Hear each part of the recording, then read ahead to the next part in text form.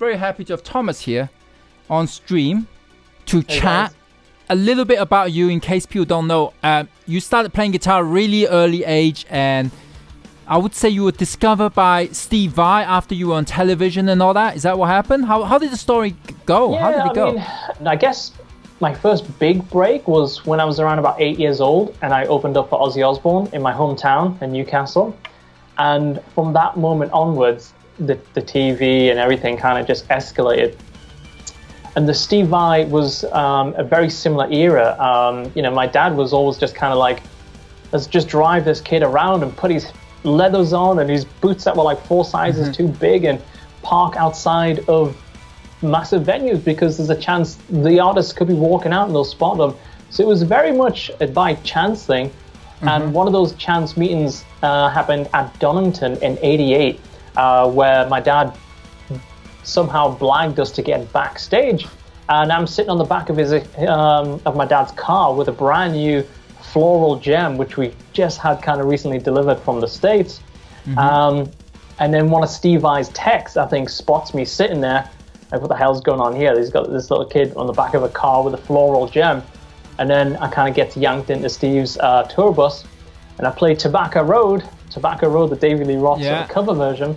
And that was it, the kind of relationship with Steve starting from there. And then I later went on to do the audience's listening music video with Steve, and we've been lifelong friends, I think, ever since. This is the one that basically, my dad fortunately was in a position that you could kind of get one for me when I was 8. And previous to having this guitar, I'd had like Hamer, BC Rich, Fender, and none of them were really like my sort of thing. And I remember like watching David Lee Roth videos, like we all probably did at that time, and I was like, it's got to be an Ibanez, it's got to be one of those gems today. I mean, this guitar's been hammered a lot, and there's a lot of stories that go with that.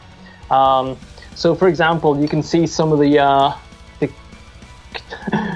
chunks cut out of the guitar, hacksaws into the kind of wood. Well, the story behind that is this guitar is one of my main guitars when I was on tour with Bad for Good, playing with Bad for Good, and it went missing. It missed a flight or something happened and it didn't make it to the show.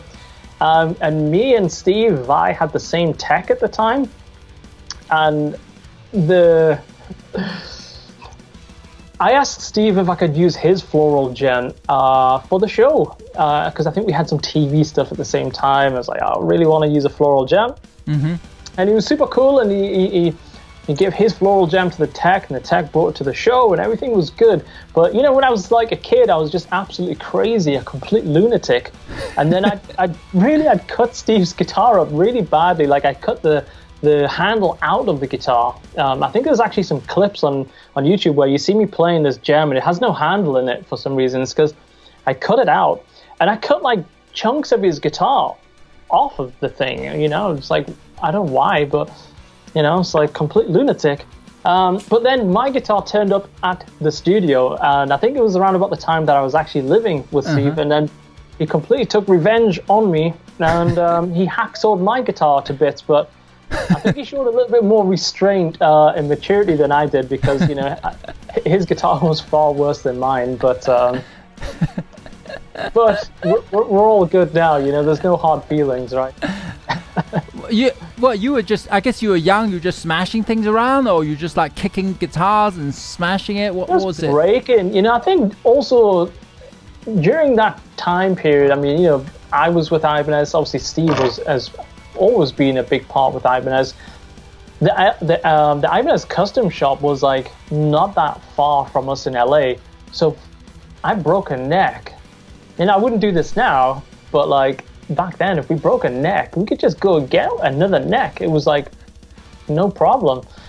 And I think Steve almost, he kind of liked that craziness in me, and it was almost encouraging, so I'd be smashing a lot of gear up, and he'd be like, oh, the kids are this, and then there's me like just smashing my headstock through the wall or into a Marshall cab, and he'd be like, oh, it was fun, and there was so many crazy moments like that, I remember like, I was trying to, throw the guitar around my head one time at rehearsals where the A&R guys from Interscope were sitting there, and my strap lock broke, and then literally the guitar went through the bathroom wall.